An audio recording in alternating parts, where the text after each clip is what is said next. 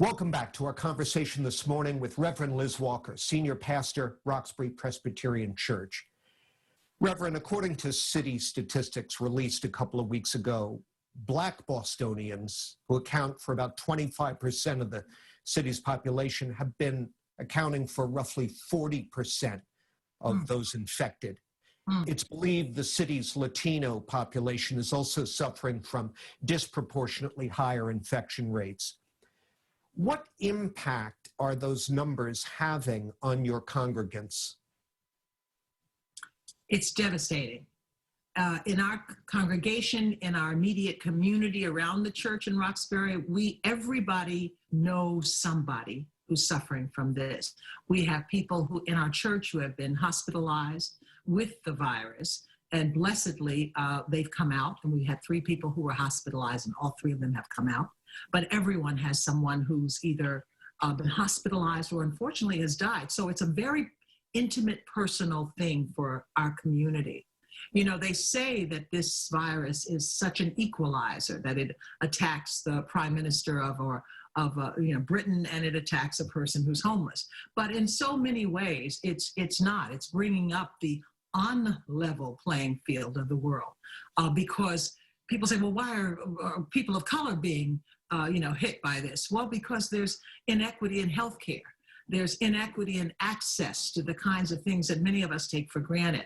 So it is devastating in our community, and I hope and pray that this will be a turning point or a game changer. Some of these inequities have been around since America was started, right? So we've got to figure out how to make the playing field more level. And people in my community are really suffering.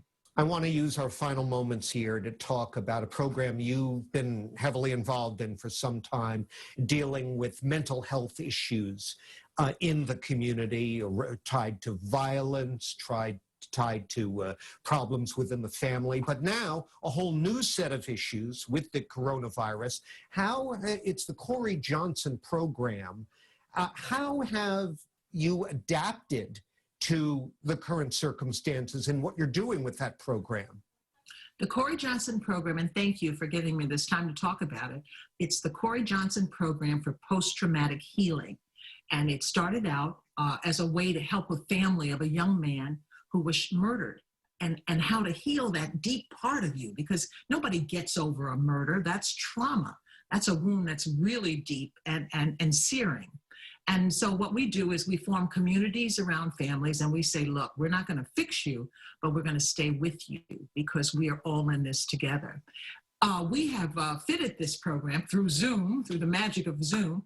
We are doing sessions every week, and we invite anyone who just wants to talk about the pain, just to have 2 or 3 minutes to say, this hurts a lot, and I need to tell somebody.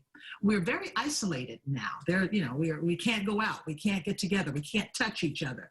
So this is an offering of our little community for anybody to come and talk.